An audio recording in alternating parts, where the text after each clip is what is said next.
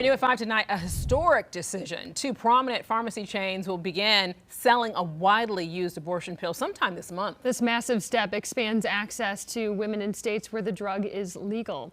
Walgreens and CVS will be dispensing mifepristone in the coming weeks. It is widely used for abortion and to manage miscarriages. The FDA approved the pills nearly 24 years ago, deeming it a safe and effective way to terminate an unwanted pregnancy. Both pharmacies say they received certification to dispense the pills following a regulatory shift last year.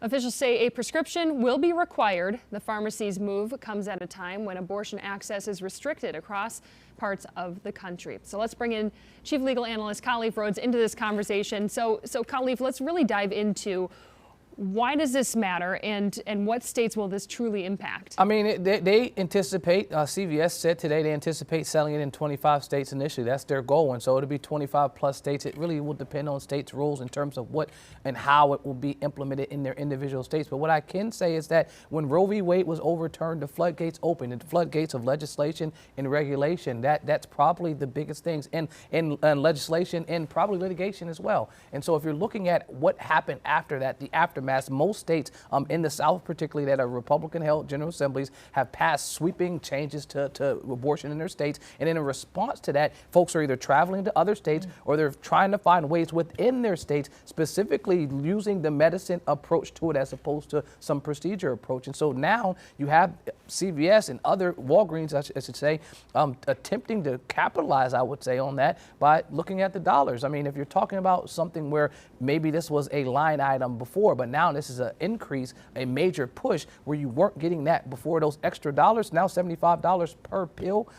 That would be something that I could say that as the sixth largest Fortune 500 company, dollars and cents probably drove that more than anything. So right now we're seeing more women are turning to obviously the pill versus surgery to be able to have unwanted pregnancies. In 2020, medication abortions now accounted for more than half of abortions in the United States. So what pushback could we see from this decision here? Legislation, the quickest pushback that you could have once states, again, that have already made sweeping changes that they thought would find a way to end access to abortion in their specific states. And now they had to, at some point, leave these medical options in there. Even in our own state, there were challenges because it was contradicting language between a medical procedure or a medicine-based procedure, and so they had to go back and rechange it. And so what I think this will spark is changes quickly to legislation in certain jurisdictions where they have now found, I would say, a loophole around what they intended was a way to remove or limit access to abortion. Just for clarification on that real quick, so does that mean that there were some things that were just out of their scope that they didn't think about, that it's like, oh wow, now we're seeing this shift in things? Such a gray area too. Well, specifically in North Carolina, there was this 10-day rule if you had to go to a 10-week rule for a medical procedure, but then it kind of seemed like it was getting rid of the requirement to need to go to a doctor to get an actual prescription to get this. Right. And so there was back and forth for that for a number of months, and then they actually made sure they were both on the same time frame.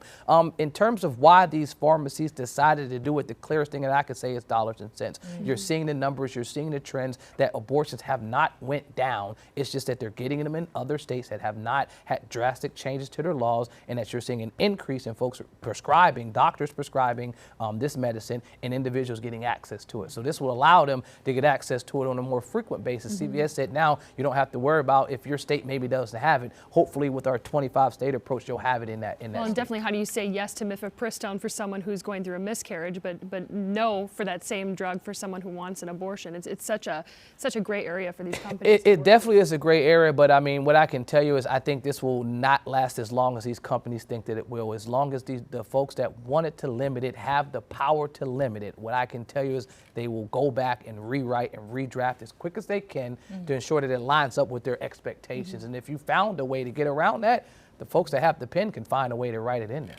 Khalif Rhodes, appreciate it. Thank you.